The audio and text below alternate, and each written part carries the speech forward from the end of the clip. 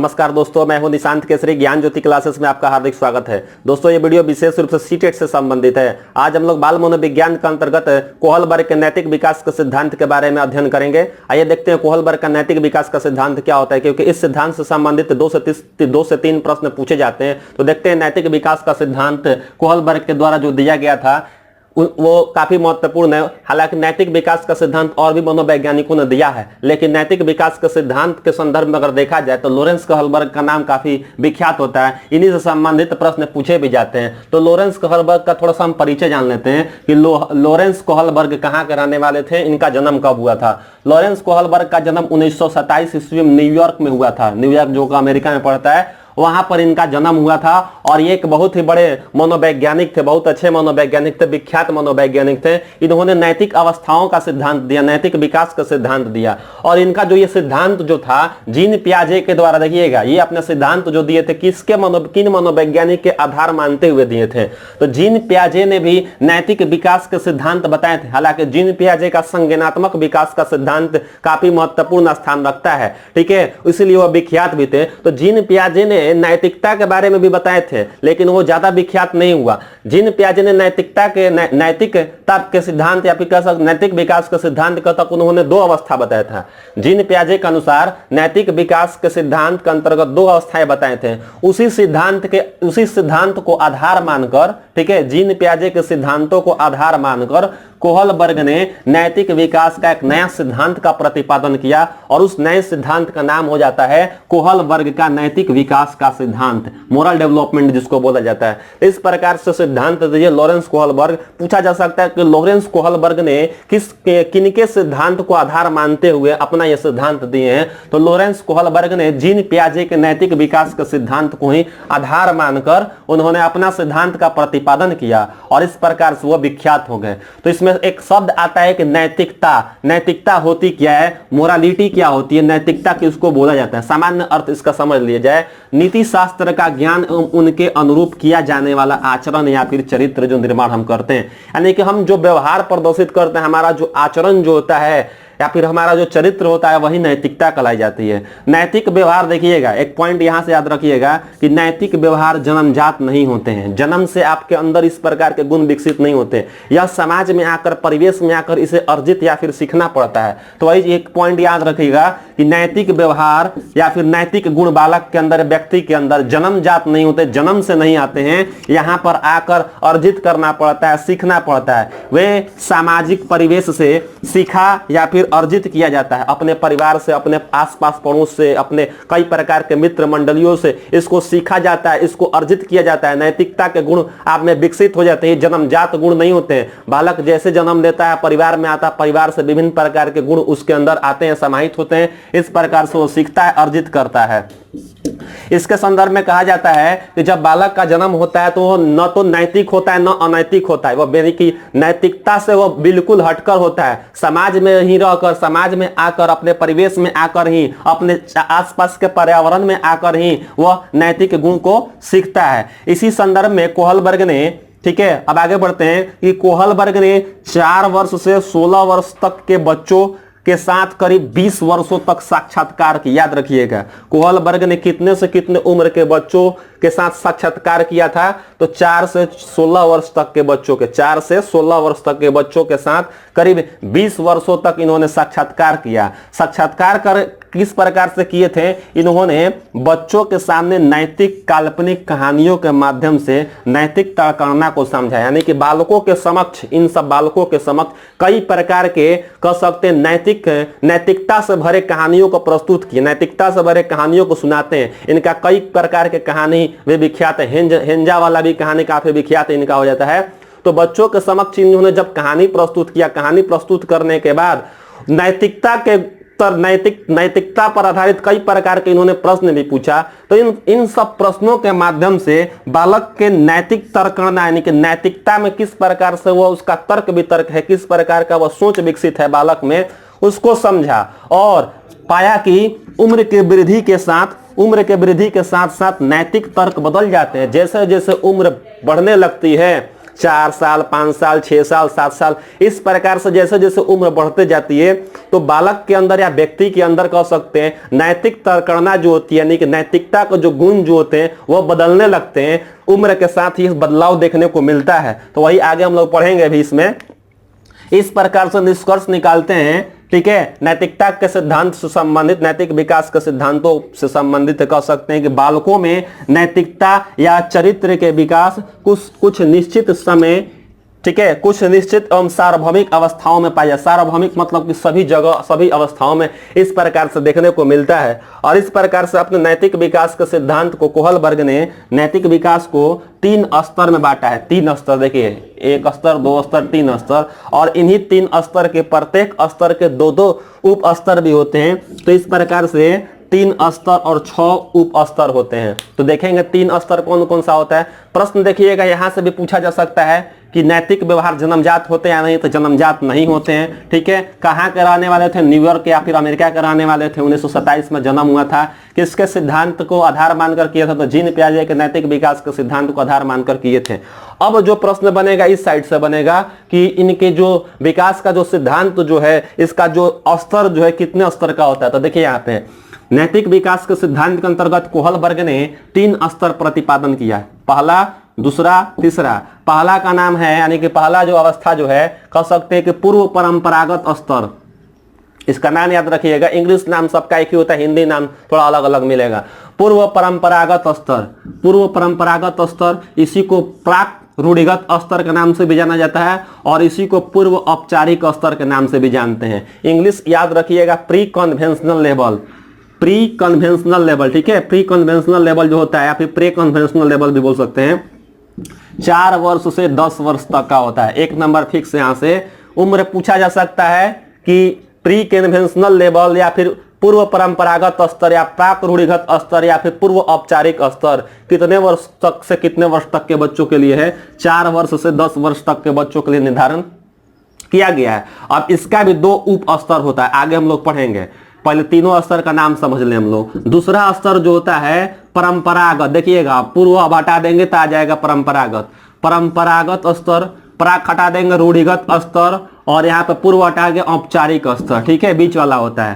परंपरागत स्तर, रूढ़िगत स्तर या फिर इसको औपचारिक स्तर के नाम से जानते हैं। ये होता है कन्वेंशनल लेवल, ठीक है, इसको बोला जाता है कन्वेंशनल लेवल, जो कि 10 वर्ष से 13 वर्ष तक के बच्चों को माना जाता है कि इसके अंतर्गत 10 से 13 वर्ष तक के बच्चे आते हैं, जिसको कन्वेंशनल लेवल कहा जाता है। तीसरा स्तर जो होता है उत्तर परंपरागत स्तर या इसी को पश्चिम परंपरागत स्तर भी बोलते हैं।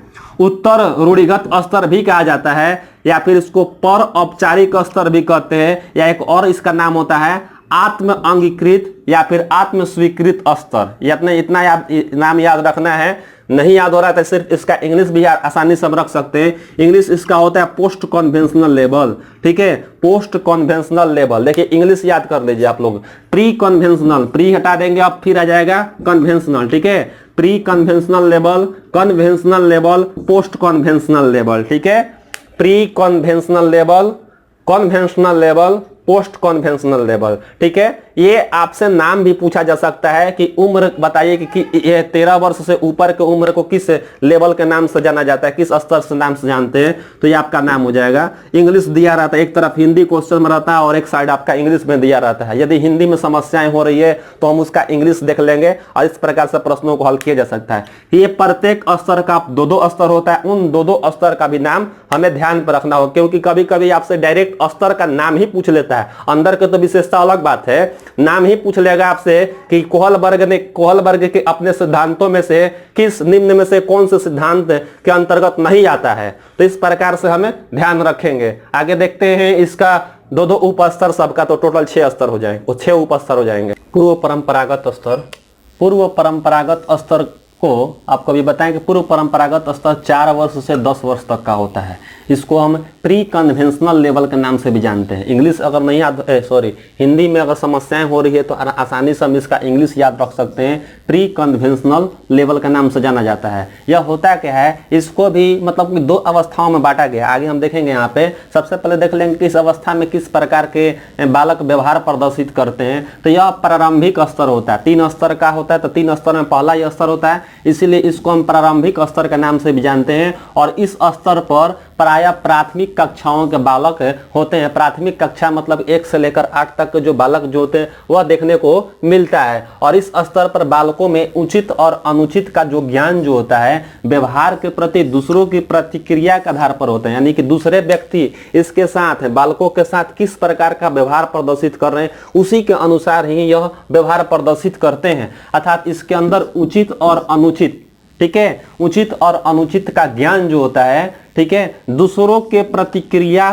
के आधार पर ही होता है। बड़े उनसे या फिर उनके जो मित्र जो होते हैं छोटे छोटे बालक के किस प्रकार से उनसे व्यवहार प्रदर्शित करें उसी के आधार पर बालक भी अपना व्यवहार प्रदर्शित करते हैं, बालक भी अपना नैतिकता प्रदर्शित करते हैं। ठीक है, तो इसमें हम देखेंगे इसके भी दो उप अवस्थाएं होती है। जैसे कि देखिएगा इसका पूर्व परंपरागत स्तर के 2 उप स्तर होते हैं। पहला जो होता है दंड एवं आज्ञाकारिता अभिमुखता, याद नाम रखिएगा कि दंड एवं आज्ञाकारिता अभिमुखता। और दूसरा जो होता है आत्म अभिरुचि तथा प्रतिफल, या फिर इसको साधनात्मक सापेक्षवादी, या फिर इसको व्यक्तिगता विनिमय अभिमुखता के नाम से जानता है। देखिए कभी कभी आपसे नाम ही पूछ लेगा कि दंड एवं आज्ञाकारिता अभिमुखता किस अवस्था के अंतर्गत आता है, तो पूर्व परंपरागत स्तर या फिर कह सकते अवस्था के अंतर्गत आता है कि परंपरागत स्तर का आता है कि या फिर कह सकते किसके अंतर्गत आता है। तो आपको एक दिमाग में रखना होगा, ठीक है, इसको संज्ञान में रखना होगा कि कौन सी अवस्था के कौन उप अवस्था है।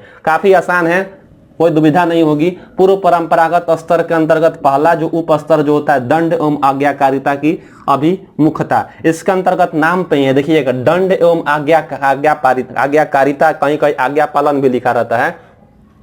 तो बालकों के मन में, ठीक है, बालकों के मन में आज्ञा पालन का भाव दंड पर आधारित होता है। यानी कि बालक जो भी आज्ञा पालन करते हैं, क्योंकि यह उम्र कब से है 4 से 10 वर्ष तक की होती है। आप देख सकते हैं अपने आसपास के इलाकों में जो बच्चे हैं 4 से 10 साल के जो बालक जो होते हैं किस प्रकार के व्यवहार प्रदर्शित कर रहे हैं, किस प्रकार के वो नैतिकता प्रदर्शित करते हैं। तो देखिएगा हमेशा वह अपने आप को दंड से बचने का प्रयास करते हैं। यानी कि वह अर्थ है यहाँ पे कि जो आज्ञा पालन करते हैं छोटे छोटे बालक जो अपने बड़ों का जो आज्ञा पालन करते हैं उसके पीछे क्या भाव छुपा रहता है, तो उसके पीछे उसका दंड आधारित होता है। यानी कि दंड से बचने के लिए बच्चे अपने से बड़े या माता पिता के आज्ञा का पालन दंड से बचने के लिए करते हैं। और बालक इसमें देखिएगा बालक स्वयं को परेशानियों से बचाना चाहता है। बालक कभी नहीं सोचता है कि मुझे परेशानी हो, मुझे दंड मिले, क्योंकि बड़ों का आज्ञा पालन, जैसे कि मान लीजिए मम्मी का आज्ञा पालन करना हो, पिताजी का आज्ञा पालन करना, यदि विद्यालय गया है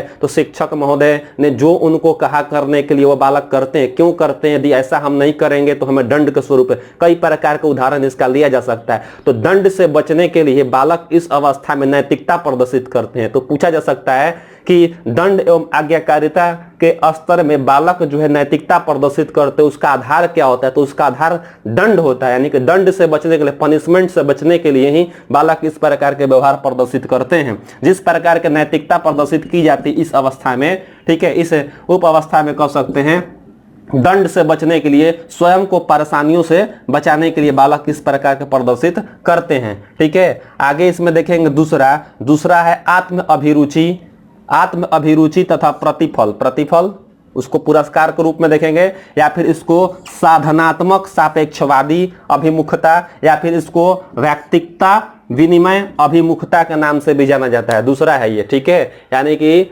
प्रथम जो आपका स्तर जो था पहला स्तर का था, ये दूसरा पहला स्तर का या पहला उप स्तर है दंड एवं आज्ञाकारिता अभिमुखता, और दूसरा अब उप स्तर हम लोग देखेंगे आत्म अभिरुचि तथा प्रतिफल अभिमुखता, साधनात्मक सापेक्षवादी अभिमुखता, या फिर व्यक्तिगता विनिमय अभिमुखता। तो इसके अंतर्गत हम लोग देखते हैं क्या बातें निकलकर सामने आती है। तो देखिएगा बच्चों में पुरस्कार पाने की अभिप्रेरणा प्रबल होती है। छोटे छोटे बालक देखिएगा जब भी व्यवहार, अब थोड़ा सा उम्र बढ़ता है चूंकि अभी 4 से 10 वर्ष तक ही रहेगा।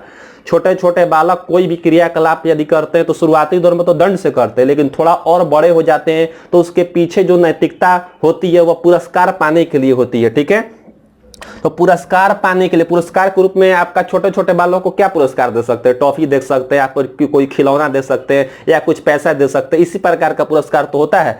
ये पाने के लिए बालक हमेशा ललायित रहते हैं, बालक हमेशा अभिप्रेरित रहते हैं। तो बालकों में पुरस्कार पाने की जो अभिप्रेरणा जो होती है वो प्रबल होती है, और बालक सहभागिता या प्यार तात्कालिक पुरस्कार पाने के लिए व्यवहार ही करते। देखिएगा, बालक जो भी, मान लीजिए छोटा बालक है, एक दूसरे के साथ खेल रहे हैं, आप बोल दीजिए, बड़े आप हैं, बोलेंगे कि एक दूसरे के साथ मिलकर खेलो, तो यह सहभागिता या फिर बड़ों से प्यार, मान लीजिए कोई बालक है किसी अन्य व्यक्ति से काफी नजदीक रखता है, क्योंकि उसको लाभ होने का अनुमान लगता है कि यहाँ से हमें लाभ होगा, कुछ हमें मिलेगा, ठीक है। तो वही है, सहभागिता एवं प्यार जो प्रदर्शित करते हैं उसके पीछे पुरस्कार छुपा हुआ रहता है, उसके पीछे मन में उसके एक तरह से लाभ, मन में एक तरह से कह सकते हैं कि कुछ पाने की इच्छा होती है, ठीक है। बालक इस अवस्था में, देखिएगा, बालक इस अवस्था में मेरे लिए इसमें क्या है, जब कभी भी आप इस अवस्था में बालक को कोई कार्य करने के लिए कहिएगा तो सबसे पहले उसके मन में इस प्रकार के नैतिकता तर्क करना आती है कि मेरा इसमें क्या लाभ होगा, मैं ऐसा क्यों करूं, ठीक है, मेरा इससे क्या हित है। तो इस प्रकार के उसमें नैतिकता प्रदर्शित होते हैं। तो जब तक उसको लाभ नहीं पता चलेगा कि हमारा लाभ हो रहा है, तब तक नहीं करेगा। तो होता क्या है, इसमें स्वयं का लाभ देखता है, क्या इसमें लाभ है, इस अवस्था में कह सकते हैं रहता है। साथ ही साथ अपना लाभ और दूसरों का लाभ भी देखता है, एक तरह से विनिमय का कार्य करता है कि एक के बदले दूसरा चीज, हम आपका काम करेंगे तो उसके बदले में मुझे पुरस्कार मिलना चाहिए। तो इस प्रकार के नैतिकता ही प्रदर्शित करते हैं। और बालक देखिएगा, जब बालक को हम पुरस्कार के माध्यम से कोई कार्य करवाते हैं तो बालक बहुत क्रियाशील होने लगते हैं, और इस प्रकार से बालक ये इस अवस्था में नैतिकता प्रदर्शित करते हैं। तो पुरस्कार के तहत अगर कहेगा, इसमें क्या होगा कि जो भी नैतिकता प्रदर्शित करते दंड पे आधारित होता है। दंड एवं आज्ञाकारिता, यानी कि आज्ञा, बड़ों का आज्ञा, माता पिता का आज्ञा, शिक्षकों का आज्ञा पालन करते हैं इस अवस्था में बालक दंड से बचने के लिए, ठीक है। उसके बाद इसमें क्या, आत्म अभिरुचि तथा प्रतिफल में इस अवस्था में बालक जिस प्रकार की नैतिकता प्रदर्शित करते हैं उसके पीछे क्या छुपा रहता है, तो पुरस्कार छिपा हुआ रहता है। पुरस्कार प्राप्त करने के लिए, अपना लाभ प्राप्त करने के लिए ही इस अवस्था में बालक जो है अपना व्यवहार, अपना नैतिकता प्रदर्शित करते हैं। अब उम्र है आगे बढ़ जाएगी, 4 वर्ष से 10 वर्ष तो हो गया, 4 वर्ष से जब 10 वर्ष हो जाता है, क्योंकि अभी आपको बताया कि उम्र जैसे जैसे बढ़ती जाती है वैसे वैसे नैतिकता में परिवर्तन देखने को मिलता है, नैतिकता में परिमार्जिता देखने को मिलता है, ठीक है। अब उम्र आपकी हो जाएगी 10 वर्ष पार कर जाएगी, तो अब आ जाएगा यहाँ पे परंपरागत स्तर। परंपरागत का मतलब होता है कि पूर्व प्राचीन कालीन से चली आ रही जो रीति होती है, इसको रीत्यानुसार, जहां जहां परंपरागत है वहां पर रीत्यानुसार भी कहा जा सकता है कि समाज में जो कुछ भी नियम या फिर मान्यता निर्धारित है उसी का पालन करके अपनी नैतिकता प्रदर्शित करना। देखिएगा, परंपरागत स्तर से चली आ रही, प्राचीन समयों से चली आ रही जो भी नियम बना हुआ है, ठीक है। परंपरागत स्तर यह जो होता है 10 वर्ष से 13 वर्ष तक के बालकों के संदर्भ में बताया गया है, और इसको कन्वेंशनल लेवल के नाम से जानते हैं। क्या बोलते हैं इसको? कन्वेंशनल लेवल के नाम से जाना जाता है, जो 10 वर्ष से 11 वर्ष के बीच होता है। इस स्तर पर देखिएगा, इस स्तर पर बच्चों में सामाजिक प्रत्याशाओं एवं मान्यताओं में रुचि दिखाता है। समाज के जो जो आशाएं हैं, समाज में जो जो मान्यताएं हैं, जो जो सामाजिक गुण है, उन सब में वह रुचि दिखाता है। सामाजिक मर्यादा को ध्यान में रखकर ही व्यवहार करने का प्रयास करता है। देखिएगा, सामाजिक मर्यादा यानी कि एक तरह से सामाजिक मर्यादा क्या है, समाज में कौन उचित है अनुचित है, इस प्रकार का कह सकते हैं ध्यान में रखकर ही वह व्यवहार, वह नैतिकता प्रदर्शित करता है, ठीक है। समाज जिसे सही मानता है वह नैतिक है, और समाज जिसे गलत मानता है वह अनैतिक है। इस प्रकार के बालक के अंदर भाव, इस प्रकार के बालक के अंदर संज्ञान जागृत होते हैं कि समाज यदि इसको सही माना, इस चीज को, इस नियम को सही मानता है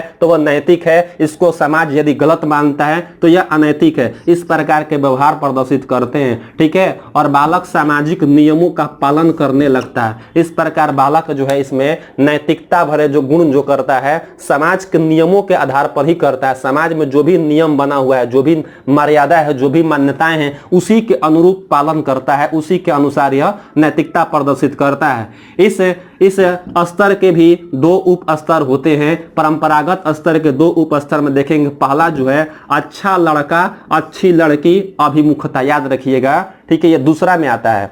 नाम याद रखना है, पहला में कौन कौन आता है, दूसरा में कौन आएगा, तीसरा में कौन आएगा। ठीक है, तो दूसरा हम लोग अभी पढ़ रहे हैं कन्वेंशनल लेबल, अच्छा लड़का या अच्छी लड़की अभिमुखता। इसमें क्या होता है, नाम पर ही तो है। देखिएगा इसमें क्या होता है कि बच्चों में एक दूसरे का सम्मान करने की भावना होती है। जैसे ही बालक इस अवस्था में आता है, 10 वर्ष या 10 वर्ष स्टार्टिंग जब होने लगता है, ऊपर जाने लगता है, तो बालक में एक दूसरे को कह सकते सम्मान करने की भावना होती है तथा दूसरों से सम्मान पाने की भी इच्छा रखता है। बालक चाहता है कि मुझे भी प्रशंसा कोई करे, हम भी दूसरे का प्रशंसा करें, एक दूसरे का मान सम्मान करने की भावना होती है। बच्चे अपना निर्णय लेने में बड़ों के सहमति का ध्यान रखते हैं। बालक जो भी अपना खुद का निर्णय लेगा वह बड़ों के निर्णय को भी ध्यान में रखता है कि बड़े लोग इसके बारे में क्या सोचते हैं, उनका क्या राय है। ठीक है, तो इस प्रकार के सहमति का वो लोग ध्यान रखते हैं। बालक अच्छा लड़का या फिर अच्छी लड़की बनने की कोशिश करते हैं। जो भी बालक या बालिका हैं खुद को अच्छा प्रतीत, खुद को अच्छा बनाने का प्रयास करते हैं। ठीक है, जिसमें अच्छा लड़का या फिर अच्छी लड़की बनने की कोशिश करते हैं। और कोहलबर्ग ने इस अवस्था को, यानी कि कह सकते इस अवस्था के उप अवस्था या फिर इस स्तर के जो उप स्तर जो अच्छा लड़का या अच्छी लड़की को, ठीक है, सुनहरा नियम या फिर गोल्डन रूल भी कहा है। पूछा जा सकता है सुनहरा नियम या फिर गोल्डन रूल जो है कौन से उप स्तर को कहा जाता है, तो अच्छा लड़का अच्छी लड़की को कहा जाता है। ठीक है, अब इसमें हम देखेंगे दूसरा उप स्तर क्या होता है इसका। ठीक है, देखिएगा अधिकार संरक्षण अभिमुखता या फिर कानून तथा व्यवस्था निर्धारण। इसमें किस प्रकार से होता है, कई प्रकार के आप दैनिक जीवन का उदाहरण ले सकते हैं। तो इसमें देखेंगे अधिकार संरक्षण अभिमुखता, कानून व्यवस्था निर्धारण। यदि ये शब्द ना समझ में आ रहा हो तो यहाँ पर तो समझ में आ जाएगा कानून तथा व्यवस्था का निर्धारण। जो भी कह सकते हैं कि लॉ एंड ऑर्डर बना हुआ है उसको पालन करने में ये लोग बालक लोग इस तरह से करता है। देखिएगा बालकों में चिंतन तथा संज्ञान तथा योग्यताओं का विकास अच्छे तरीके से होने लगता है, क्योंकि बालक अब कह सकते हैं कि लगभग किशोरावस्था में प्रवेश करेगा। तो इसमें देखिए होता क्या है कि बालक में चिंतन संज्ञान एवं योग्यताओं का निर्धारण अच्छे तरह से होने लगता है। बालक जो है नियम एवं व्यवस्था के प्रति जवाबदेह होते हैं। समाज में जो भी नियम बने हुए हैं, क्योंकि अब इसमें जो भी व्यवहार प्रदर्शित करेगा सामाजिक गुणों के आधार पर ही प्रदर्शित करता है, सामाजिक मान्यताओं के आधार पर ही नैतिकता प्रदर्शित करता है। तो समाज के जो भी नियम बने हैं, समाज की जो भी व्यवस्था बनी हुई है उसके प्रति बालक जवाबदेह रहता है, उसके प्रति वह कार्य करता है, सामाजिक नियम के अनुरूप सामाजिक नियम में ही बंधा रहता है। ठीक है, यह उप स्तर नियमों से बंधने तथा कर्तव्यों के पालन से जुड़ी हुई रहती है। बालक इस अवस्था में जो भी नियम बनाया गया है उस नियम को पालन करने का हमेशा कोशिश करते रहता है। ठीक है, साथ ही साथ कह सकते हैं इसमें कि कर्तव्यों का पालन करने से भी जुड़ा रहता है, नैतिकता प्रदर्शित करता है। यदि कोई बालक या व्यक्ति सामाजिक नियमों का उल्लंघन करता है तो वह नैतिकता के रूप से वह गलत है। बालक निर्णय तुरंत दे देगा। यदि मान लीजिए कोई व्यक्ति या फिर कोई बालक गलत नियम को तोड़ रहा है, कोई भी नियम बनाया गया, सामाजिक मान्यताएं द्वारा नियम बनाया गया, इस नियम को तोड़ दिया, तो बालक तुरंत कहेगा कि समाज का विरुद्ध है, क्योंकि यह अवस्था ही है अधिकार संरक्षण या कानून तथा व्यवस्था का निर्धारण। ठीक है, इस प्रकार से इसमें दिया गया है। इसमें क्या होता था, अच्छा लड़का अच्छी लड़की बनने की कोशिश करता है, खुद की प्रशंसा चाहता है, खुद का आत्मसम्मान हो सके, इस प्रकार की भावना होती है। थोड़ा सा उम्र जब जैसे बढ़ता है इसमें अब क्या हो जाएगा, नियम जो भी सामाजिक नियम है, जो भी मानदंड निर्धारित किया गया उन मानदंडों को पालन करने का प्रयास करता है। यदि कोई नियम को तोड़ता है, यदि कोई कानून को तोड़ता है तो कह सकता है कि ये अनैतिक हरकतें हैं, इसको गलत तरीके से प्रदर्शित किया गया है। तो इस प्रकार से ये होते हैं। उत्तर परंपरागत स्तर, उत्तर परंपरागत स्तर को आत्म अंगीकृत या आत्म स्वीकृत स्तर के नाम से भी जाना जाता है। इसको पोस्ट कन्वेंशनल लेवल कहा जाता है। और यह जो होता है 13 वर्ष से ऊपर की अवस्था को कहा जाता है। 13 साल से ऊपर की अवस्था को पोस्ट कन्वेंशनल या फिर उत्तर परंपरागत स्तर के नाम से जाना जाता है। ठीक है, इसके संदर्भ में देखते हैं क्या बात निकल कर सामने आता है कि बालक समझने लगता है कि वह समाज का एक महत्वपूर्ण घटक है और उसके स्वयं के विचार समाज के विचार से अलग हो सकते हैं। इस अवस्था में देखिएगा इसका भी 2 अवस्थाएं होती हैं, दो उप स्तर कह सकते हैं। इसमें क्या होता है कि बालक के अंदर एक महत्वपूर्ण विचार उत्पन्न होता है, वह अपने आप को समाज का महत्वपूर्ण घटक समझने लगता है, उसके स्वयं के विचार समाज के विचार से अलग हो सकते हैं, ऐसी उसके मन में भावना आने लगती है। जो सामाजिक नियम, ठीक है, जो सामाजिक नियम व्यक्तियों के अनुकूल नहीं होते हैं उनका उल्लंघन किया जा सकता है। देखिए यहाँ पे पॉइंट याद रखिएगा, इस स्टेज के अंतर्गत क्या होता है, इस स्तर के अंतर्गत क्या होता है कि जो सामाजिक नियम व्यक्तियों के अनुकूल नहीं है, यानी कि कह सकते हैं ऐसा नियम बना दिया गया है जो व्यक्तियों के लाभार्थ यानी व्यक्ति का इसका लाभ नहीं हो रहा है, तो उसमें किसी प्रकार का उल्लंघन किया जा सकता है, क्योंकि यहाँ पे व्यक्ति की भलाई देखी जाती है। और इस प्रकार बालक स्वयं के नैतिक नियमों का निर्धारण करके उनके अनुसार चलने लगता है। ठीक है, व्यक्ति अपने विवेक एवं अपने अंतर आत्मा, अपने अंदर की आत्मा, अपने अंदर के विचारों की आवाज के आधार पर कार्यों एवं व्यवहारों का वांछनीयता निर्धारित करता है कि कौन सा कार्य सही है, कौन सा कार्य गलत है। नियम से हटकर अपने अंदर अपने विवेक, अपने कह सकते विचारों के आधार पर निर्धारित करने लगता है। ठीक है, इस प्रकार से दर्शाया गया है। अब इसके हम देखेंगे उत्तर परंपरागत स्तर के भी दो उप स्तर होते हैं। पहला जो होता है इसका सामाजिक अनुबंध अभिमुखता और दूसरा जो होता है सार्वभौमिक नैतिक सिद्धांत अभिमुखता। ठीक है, इस प्रकार से हम देखेंगे सामाजिक अनुबंध अभिमुखता क्या होती है। बालक के अंदर आत्म कल्याण के साथ साथ परमार्थ की भावना जागृत हो उठती है। इस अवस्था में देखने को मिलता है कि बालक के अंदर आत्म कल्याण, खुद का कल्याण के साथ साथ दूसरों का भी परमार्थ की भावना जागृत होने के, दूसरों के भी कह सकते हैं कल्याण की भावना जागृत होने लगती है। सामाजिक व्यवस्थाओं के प्रति इनकी गहरी आस्था बनने लगती है। जो भी समाज में जो भी व्यवस्था बना हुआ है उनके प्रति आस्था जागृत होने लगती है। व्यक्ति यह मानने लगता है कि समूह, समुदाय, समाज तथा सामाजिक संस्थाएं व्यक्ति के भलाई के लिए स्थापित की गई है। जो समाज में जो भी संस्थाएं बने हुई हैं, जो भी समाज में नियम बने हुए हैं, वह समाज के कह सकते लोगों की भलाई के लिए स्थापित किया गया है। साथ ही साथ व्यक्ति को उनके प्रति सम्मान प्रदर्शित करना चाहिए। इस प्रकार के इसके मन में भावना जागृत होती है। ठीक है, बच्चे वही करते हैं जो उन्हें सही लगता है। अगर बच्चे के संदर्भ में देखा जाए तो बच्चे वही करते हैं जो उन्हें सही लगता है, तथा वे भी सोचते हैं, देखिए यह भी सोचते हैं कि स्थापित नियमों में सुधार की आवश्यकता तो नहीं। वही तो चीज यहाँ पे लिखे गए हैं कि सामाजिक नियम व्यक्तियों के अनुकूल यदि नहीं होगा तो उसमें उल्लंघन किया जा सकता है, उसमें सुधार करने की आवश्यकता हो सकती है। चूंकि यह जो स्तर जो होती है उत्तर परंपरागत स्तर, तो लॉरेंस कोहलबर्ग के अनुसार बताया गया है कि इस स्तर पर बहुत कम ही लोग पहुंच पाते हैं। इन दोनों स्तर में बहुत कम ही लोग पहुंच पाते हैं। बाकी जो लोग होते हैं इसके दो जो पहले अवस्थाएं थी उसी तक वो लोग सीमित रहते हैं। इसमें बहुत कम ही लोग आ पाते हैं। फिर भी इसको समझना है तो इस प्रकार से नियम बदला जा सकता है समाज की भलाई के लिए, व्यक्ति की भलाई के लिए।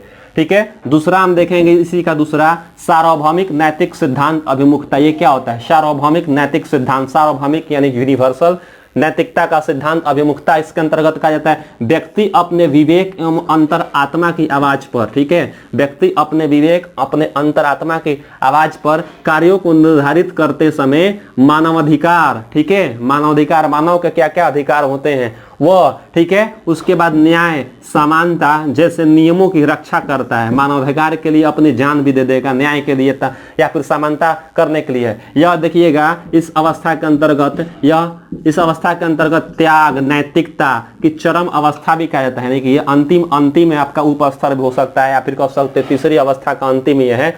ये इसमें क्या होता है कि त्याग और नैतिकता की चरम अवस्था होती है। इसमें व्यक्ति नियमों को बनाए रखने के लिए अपना सब कुछ त्यागने और शहीद होने की भी इसके भावना में जागृत हो, अपने आप को शहीद करने के लिए भी तैयार हो जाता है। और यहाँ तक बहुत कम ही लोग पहुँच पाते हैं। बहुत देखिएगा जो भी व्यक्ति जैसे कि समाज कल्याण के लिए कुछ नाम करे हुए वो वहाँ पे पहुँचते, सामान्य लोग इस अवस्था में नहीं पहुँचते, सामान्य बालक इस अवस्था तक नहीं आ पाते। तो ये आपका हो जाता है उत्तर परंपरागत स्तर के अनुसार कहा जाता है। ठीक है, इसके अंतर्गत पूछा जाता है कि इस लॉरेंस कोहलबर्ग का शैक्षिक निहितार्थ क्या निकालता है।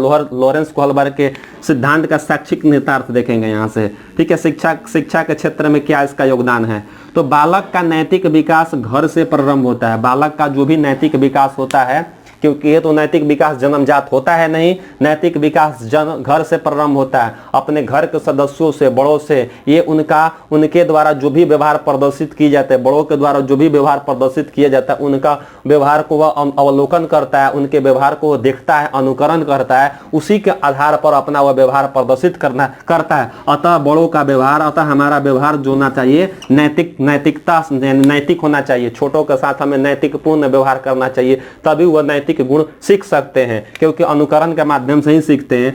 आगे बताया गया है कि नैतिक विकास के लिए उदाहरणों, घटनाओं, नैतिक कहानियों का प्रयोग करना चाहिए। कक्षा कक्ष में अगर देखा जाए, मान लीजिए कि विद्यालय में या घर पर है, तो बालक के अंदर कई प्रकार के उदाहरण प्रस्तुत करके, घटनाओं का वर्णन करके, नैतिक कहानियां, छोटे छोटे कह सकते हैं, बहुत अच्छे अच्छे कहानियां बने रहती है। नैतिक शिक्षा भी चलता है सब इस समय विद्यालय में, देखिएगा नैतिक शिक्षा के लिए अलग से बुक भी चलता है। तो इस प्रकार से उद्देश्य यही होता है कि बालक के अंदर नैतिकता का गुण विकसित हो सके, यही इसका शैक्षिक निहितार्थ होता है। साथ ही साथ किशोरावस्था में देखिएगा, किशोरावस्था में अब बालक का जो भी तर्क वितर्क करने की जो क्षमता जो होती है कुछ अलग होती है, बालक में तार्किक सोच विकसित हो जाती है। तो इसीलिए बालक का तार्किक क्षमता विकसित करने के लिए विचार विमर्श के द्वारा नैतिकता का विकास करना चाहिए, ताकि बालक का तार्किक क्षमता विकसित हो सके। इस प्रकार से बालक का सर्वांगीण विकास हो सकता है। तो नैतिक विकास से बालक के अंदर यदि कह सकते उत्पन्न किया जाता है, तो इससे क्या होता है कि सर्वांगीण विकास में काफी मदद मिलता है, क्योंकि नैतिक विकास भी विकास के अंतर्गत आता है। सर्वांगीण विकास में भी ये भी एक पक्ष होता है, नैतिक विकास का होना। इस प्रकार से हम लेंगे लॉरेंस कोहलबर्ग का नैतिक विकास का सिद्धांत देखें। इस सिद्धांत के अंतर्गत प्रश्न आपका एक या दो भी प्रश्न पूछे जाते हैं, जो कि काफी महत्वपूर्ण स्थान रखता है। तो आज के वीडियो में इतना ही रहेगा। अगले वीडियो में हम लोग कुछ और भी तथ्यों को समझेंगे। बहुत बहुत धन्यवाद।